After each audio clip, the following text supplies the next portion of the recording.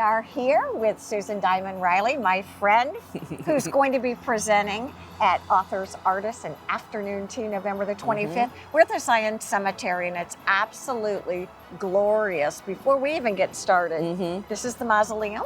That is the mausoleum. That was built back in the 1800s. And what's really interesting about the cemetery that I think all of you all will be curious about when you find out, the poetry path. Yes, the poetry trail. That's a new thing here on Hilton Head. There are, I believe, 26 stops on the poetry trail all over the island now. Many of them are at historic sites or spots where there's already maybe an art installation, a statue or something. And I am honored to be on the poetry trail here at the Zion Cemetery. And what it is there is one of these codes on each plaque, and you scan that with your phone, and when you do, up pops a poem by a local writer. Yes. And mine in particular relates to this spot here, and many of them do. But then also there's some other goodies on there. Mine happens to have a reading from one of my books from a scene that takes place right here at this cemetery. Some have videos of the author actually reading their poem. It's so cool. It's very cool. I mean, who knew? I feel like I'm fairly educated. And yet this is honestly the first time that I've seen it. And I will tell you, I now have stuff to do with my kids on the weekends. This is amazing. There you go. The Island Writers Network sponsored it. And it's just become great fun. I know they can track it because of the codes. They can track it, and certain ones. I know one on Coligny Beach. Right.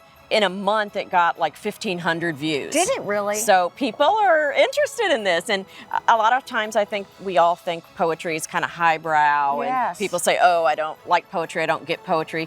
But poems can be about everyday things too, and people will be surprised at what they'll find. It's really interesting. I have 10 grandkids, and going to cemeteries, historic cemeteries, are some of the most favorite things they like to do. Oh, that's great. So this just adds another dimension to it. Let's talk about you as the author. This is your newest book. It is. Well, I have one coming out in March, yes. But this is the newest one that's already out, right? It's the third book in my Delta and Jack's mystery series. Are you going to be presenting at the tea?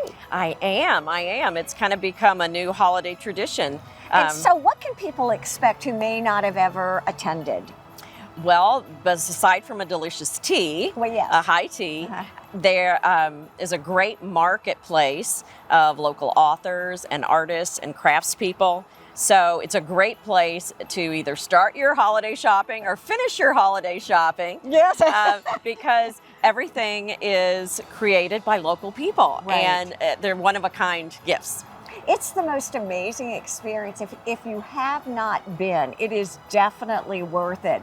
And just the goodies that are there are amazing. What age do you recommend folks read these mystery books? And I can tell you, really, it's any age, because I read them before I gave them to the kids.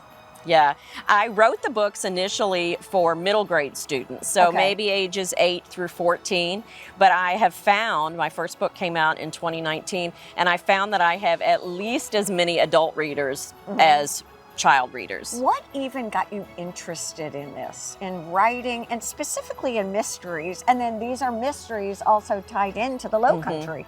Well, I've been a writer forever, but primarily I was writing for newspapers and marketing, and I edit other people's books. Well, that's different so than I had never gotten around to writing my own, and so when I turned 50, I decided I was going to go back to grad school, and that would be my incentive to write my own novel, because I would do that as my master's thesis.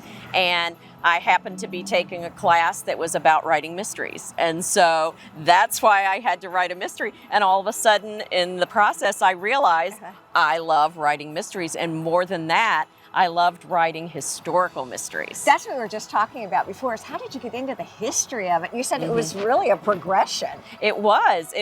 I didn't realize how much I loved history until I started researching it, until I moved to Hilton Head. Oh, really? Because there's so much history here, and each of my books, they all take place in the present day, but in each one, the characters are solving a mystery from a different era in the Lowcountry's past. Because each era had something fascinating that happened. You know, even this spot right here. In this book, when I talk about I talk about this cemetery, but I talk about it in the present day, but also I talk about this land right here and the exciting things that happened right here on this spot before it was even a cemetery. Oh my gosh, a little teaser for authors, artists, and afternoon tea.